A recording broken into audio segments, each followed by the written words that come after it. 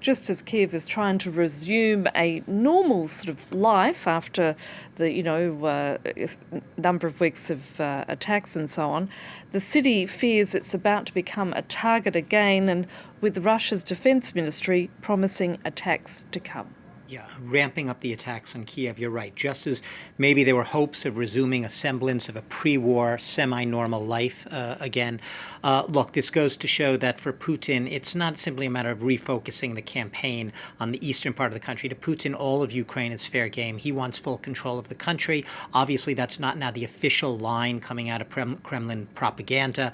But for Putin, Ukraine is rightfully his. It's a country that doesn't really have a right to exist in and of itself. Look, the Kremlin propaganda line, Annette, all along has been presenting a warped, a skewed vision of this war, whereby everything in this war is a provocation by Ukraine and its Western allies, not an unprovoked Western attack on a sovereign nation. That's the skewed, warped vision that's being presented. In this case, the Russian Defense Ministry is basically accusing it, saying there have been Ukrainian military diversions, as it calls it, onto Russian territory, not Ukrainian. So the Russian Defense Ministry accusing the Ukrainians of airstrikes in the Bryansk region of Russia, which borders Ukraine. Authorities in another region that borders, in Russia, that borders Ukraine, the Belgorod region, also accusing the Ukrainians of shelling that area. In the case of the Bryansk region, the Russian state news showing, and this is all you really see on the state news, pictures of apparently,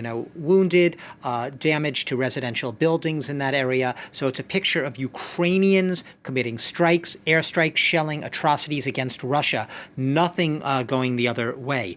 I will stress that Ukrainian authorities have not confirmed any strikes on any of these Russian regions. It's not to say they didn't happen.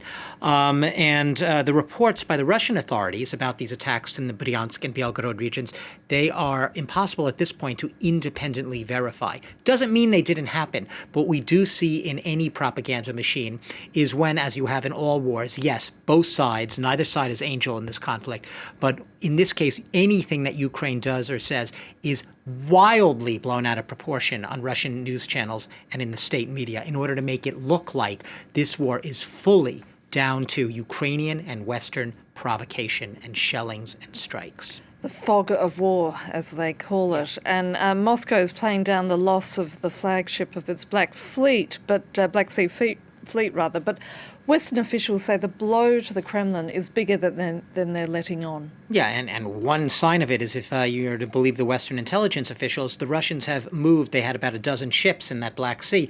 They've moved a lot of those ships further out off the Ukrainian coast in the Black Sea, following the sinking under unconfirmed circumstances, the sinking of the Moskva, which would suggest at least that they thought that ships were perhaps within the range of potentially the same missile that the Ukrainians said hit the Moskva, sinking it. Now, let's remind our viewers, there are disputed versions of what happened with the Moskva, right? Russia claims that it sank due to instability caused to damage. That damage, in turn, caused by a fire on board. How was that fire caused? By the explosion of some ammunition.